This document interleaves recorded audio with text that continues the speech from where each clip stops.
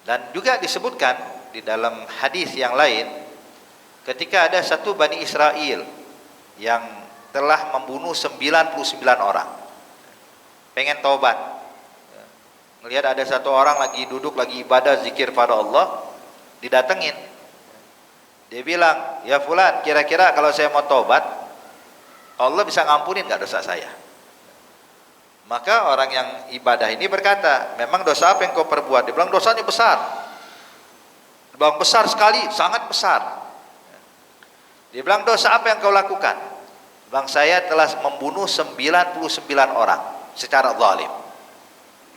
Maka orang ini pun berteriak, dia bilang, astagfirullah, jangankan 99, satu nyawa kau hilangkan secara zalim, itu bisa menghantarkan kau ke neraka, dan kau bakal dapat ampunan Allah. Engkau enggak bakal dapat ampunan Allah, tempat ente di neraka. Dia bilang, oh kalau satu nyawa masuk neraka? Dia bilang, ya, kalau gitu lengkapin koleksi jadi 100. Maka orang tersebut dibunuh jadi 100 orang. Dia bilang, satu aja masuk neraka, ya apalagi, udah deh, mau gimana lagi, ya, lengkapin koleksi jadi 100. 100 orang dibunuh, cuman hati kecil tetap pengen taubat. Ketika di jalan lagi ngelihat ada satu orang, nampak di wajahnya cahaya ilm dan lain-lainnya, maka duduk orang ini, dia berkata, ya fulan, kira-kira kalau saya pengen bertobat, Allah bisa nggak ngampuni dosa saya?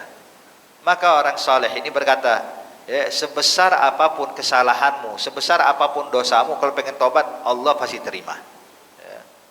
Tapi dosa saya besar. Dia bilang, saya nggak perlu tahu dosa yang sebesar apa, tapi terus terang, sebesar apapun dosamu, kecil di hadapan ampunan Allah. Bilang, engkau nggak tahu dosanya saya membunuh 100 orang secara zalim.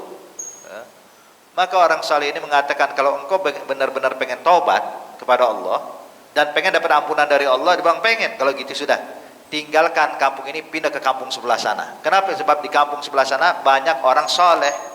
Biar ente kumpulin sama orang saleh, kumpulin sama orang-orang yang dekat sama Allah Subhanahu wa taala.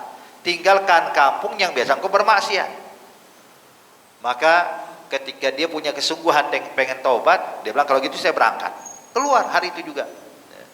Dia hijrah ke kampung orang saleh, tapi subhanallah, baru di tengah jalan ajal pun datang.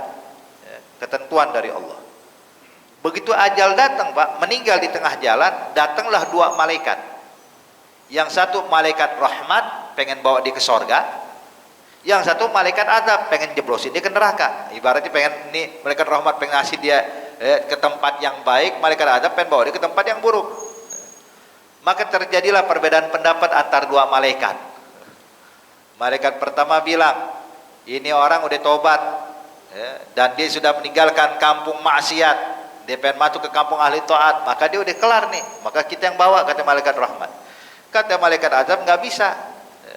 Kenapa? Kan belum sampai ke kampung orang soleh. Kalau sudah sampai ke kampung orang soleh, silahkan bawa, tapi kan dia belum nyampe nih. Jadi malaikat azab yang bawa, katanya. Maka ketika terjadi perbedaan pendapat antar dua malaikat ini, maka Allah kirim malaikat yang ketiga. Ketika Allah kirim malaikat yang ketiga, hadirin, untuk menjadi hakim, penentu, malaikat ketiga ini.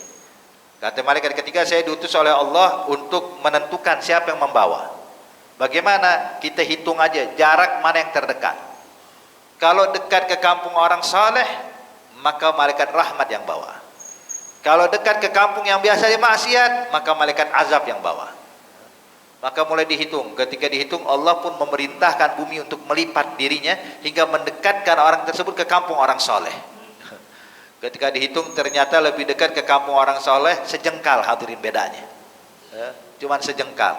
Kata Allah, kata malaikat yang ketiga ini, kalau gitu ini malaikat rahmat yang berhak bawa. Kemudian, sebagaimana ini disebutkan di dalam hadis Rasulullah sallallahu alaihi wasallam.